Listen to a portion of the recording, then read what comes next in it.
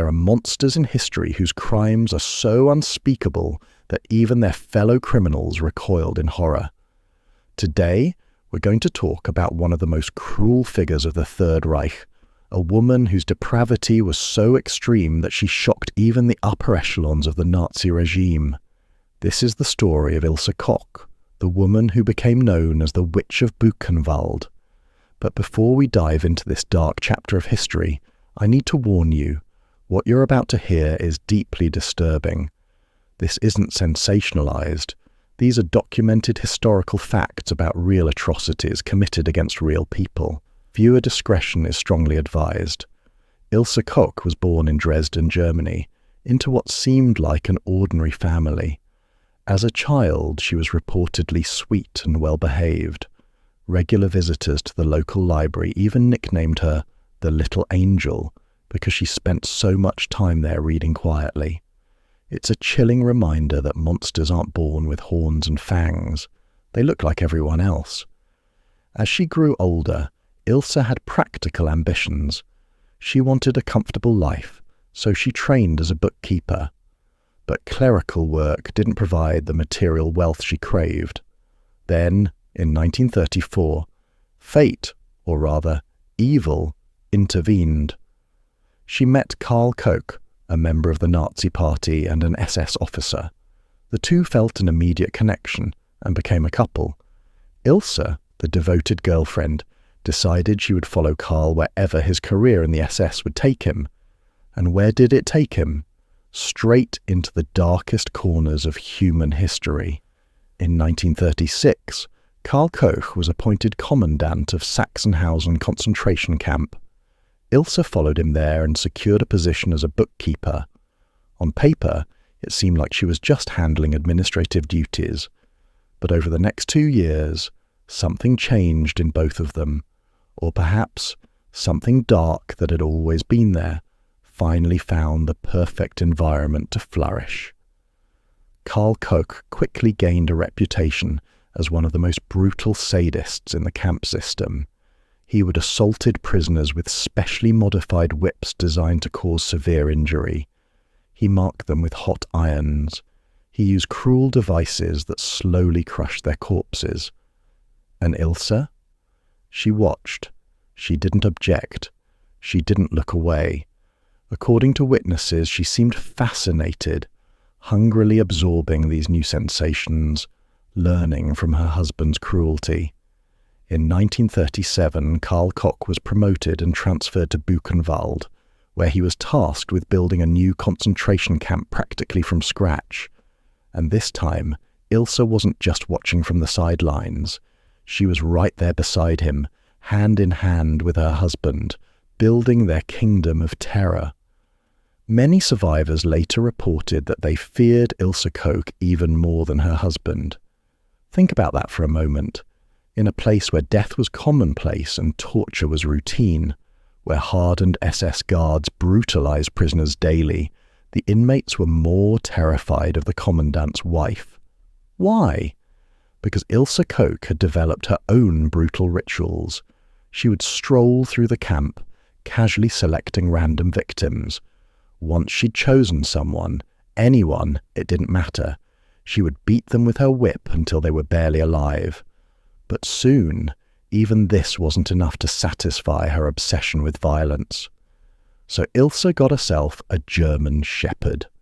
Her new favourite entertainment became setting this vicious attack dog on prisoners, particularly targeting pregnant women. Survivors recalled the pure joy on her face as she watched the terror in the victims' eyes, as she observed the dog's fangs mauled their bodies. It's no wonder that prisoners quickly gave her nickname, the Witch of Buchenwald. This name stuck, spreading throughout the camp and eventually into history itself. But Ilse Koch's imagination for cruelty kept expanding. She discovered a new form of entertainment. The camp had a small zoo with a Himalayan bear. Ilse would personally select several prisoners, have them dragged to the bear's enclosure, and then thrown inside to fatally attacked. She would stand at the cage bars transfixed, savouring every moment of the disturbing scene. If you're thinking this can't get any worse, I need to warn you again. We're about to discuss what Ilse Koch is most infamous for. This next part is especially disturbing. Ilse Koch developed what she called a hobby, though that word is an obscene understatement for what she actually did. She became obsessed with a particular type of craftsmanship, but this wasn't knitting or painting. This was something incomprehensibly evil.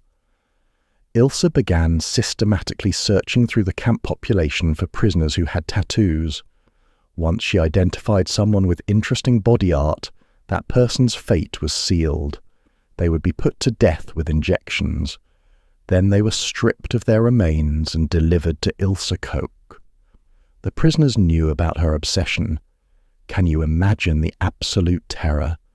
People who had tattoos would desperately cut themselves to damage the artwork. Some even tried to get themselves sent to the gas facilities because they knew that would ruin the quality of their skin. They preferred death by gas to what Ilse Koch had in store for them. There's one documented case that stands out, though they're all horrifying. A French cabaret performer arrived at the camp with a beautiful, elaborate tattoo covering her entire back. The moment Ilse spotted her, the young woman's doom was certain. From that poor woman's preserved skin, the Witch of Buchenwald made herself a tablecloth. But Ilse didn't stop there. Her collection grew. She commissioned gloves made from human skin, handbags, lampshades, which earned her yet another nickname, Frau Lampshade. And yes, even underwear. A prisoner named Albert Koronowski, who worked in the camp morgue, later testified about seeing the tattoo of a Romani man on Ilse's underwear, the exact same tattoo he'd seen on the man's body before Ilse had him killed. Another prisoner who worked as a doctor helped falsify death certificates, listed as natural causes for the tattooed victims. Ilse became so enthusiastic about her grotesque craft that she even started corresponding with the wives of other camp commandants, sharing tips on how to properly tan and treat human skin. This wasn't the isolated action of one psychopath. It was a network of depravity. Here's something that makes Ilse Koch even more terrifying. She wasn't just a one-dimensional monster. Nothing human was alien to her, as disturbing as that sounds. There's an account of her spotting a tall, strong young Czech prisoner who caught her eye. She had him washed, fed well for several days, dressed in a formal suit and brought to her quarters. She greeted him wearing a revealing outfit, making her intentions crystal clear. But the young man refused her demands. That refusal signed his death warrant immediately. First, Ilse personally beat him severely. Then he was taken out and executed by gunfire. But even that wasn't enough for her wounded ego. She ordered his heart taken as a trophy, with the bullet still lodged inside it. She had the heart preserved in alcohol and kept it in her room, kept under a lamp with a grotesque shade made from human remains. And here's perhaps the most chilling detail. While sitting in that room, looking at that bullet-pierced heart under that obscene lamp, Ilse Koch wrote romantic poetry. Let that sink in. Romantic poetry. The same woman who turned human beings into household objects wrote tender, sentimental verses. The banality of evil doesn't begin to cover it. Eventually, the madness of Karl and Ilse Koch became too much even for the Nazi leadership. And when I say too much, understand what that means. We're talking about a regime that industrialized systematic mass killing. Karl Koch was brought up on charges. The official accusations: he'd killed an SS officer who complained about extortion by camp leadership. He'd killed a doctor who was secretly treating him for syphilis. And most damningly from the Nazi perspective, he'd embezzled approximately 1 million marks. Oh, and there was one more charge: excessive cruelty toward prisoners. Think about that. The SS, the organization running the Holocaust, accused Karl Koch of being too cruel. It's genuinely one of the only known cases where a camp commandant was charged with exceeding his authority as an executioner. But realistically, If the theft hadn't been involved, they probably would have overlooked even the excessive sadism. Despite his pleas to be sent to the front lines to redeem himself, Karl Koch was found guilty and was given the death penalty. His sentence was carried out in April 1945, ironically in the very courtyard of Buchenwald concentration camp. As for Ilse Koch, she managed to wriggle out of immediate punishment. Prosecutors couldn't find direct evidence of her crimes. She'd hidden her horrific craft projects too well. After her husband's execution, she was dismissed from her position and went into hiding, trying to stay under the radar. Here's a bizarre twist. Because she'd been arrested and detained by the SS, she briefly managed to present herself as a victim of the Nazi regime. She actually maintained this fiction until 1947, when she was finally charged for her crimes in Buchenwald. Even then, Ilse insisted she was innocent. Her defense?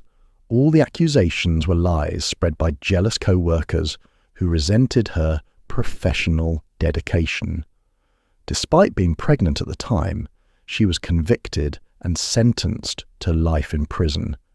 But then, something shocking happened. In 1951, Lucius Clay, the US High Commissioner of the American Occupation Zone, suddenly dropped all charges against Ilse Koch. His reasoning? According to Clay, there wasn't sufficient evidence. Everything presented in court was just insubstantial testimony about her ordering some capital punishments. And as for the tattooed remains artifacts, no proof, he claimed. This decision caused absolute outrage, and surprisingly, it was the Germans who were most vocal about it. The German public couldn't believe that one of the Third Reich's most brutal women was walking free. Even William Denson, the American prosecutor who had originally sentenced her to life, was stunned. He called it a gross miscarriage of justice, stating, "Ilse Koch was one of the most depraved sadists among Nazi war criminals. It's impossible to count the number of people willing to testify against her, not because she was the commandant's wife, but because she was a monster in human form." To be fair, Ilse's freedom didn't last long. The moment she was released from American custody in Munich, German authorities immediately rearrested her. The Bavarian Ministry of Justice launched an exhaustive investigation, determined to build an ironclad case. The new trial was massive. They called 240 survivors from both Sachsenhausen and Buchenwald concentration camps as witnesses. The testimony was overwhelming, undeniable, and consistent. Based on this mountain of evidence, Ilse Koch was convicted again and sentenced to life imprisonment, this time for good. Throughout her imprisonment, Ilse Koch never admitted guilt, not once. In letters to her son, who was the only person who visited her in prison, she categorically denied any wrongdoing. She insisted she had only been faithfully and honestly fulfilling her duty to her country. She actually presented herself as a patriot who had been wronged. During her son's final visit, though, something had changed. Ilse complained that she wasn't sleeping well. She was haunted, she said, by visions of the souls of murdered concentration camp prisoners visiting her at night. Whether it was these visions, guilt, or something else entirely, we'll never know. On September 1st, 1967, Ilse Koch ate her last meal, wrote a farewell letter to her son, and ended her life in her cell using knotted bed sheets. Her son later took his mother's maiden name, Köhler, in an attempt to escape the shadow of her crimes. But in 1971 he actually tried to rehabilitate her image by writing an impassioned letter to the New York Times, attempting to restore his mother's good name. The newspaper never responded. There was nothing to say. No defense could erase what Ilse Koch had done. The story of Ilse Koch forces us to confront uncomfortable truths about human nature.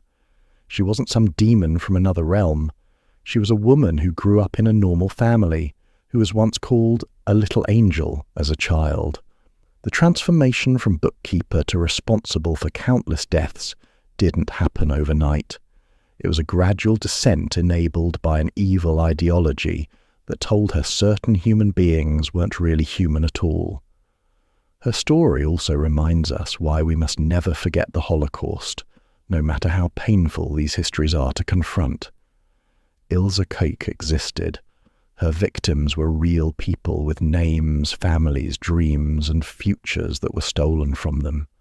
They deserve to be remembered, and the world deserves to know what happened, so that we remain vigilant against the conditions that allowed such evil to flourish. The Witch of Buchenwald is gone, but the lessons of her depravity must never be forgotten,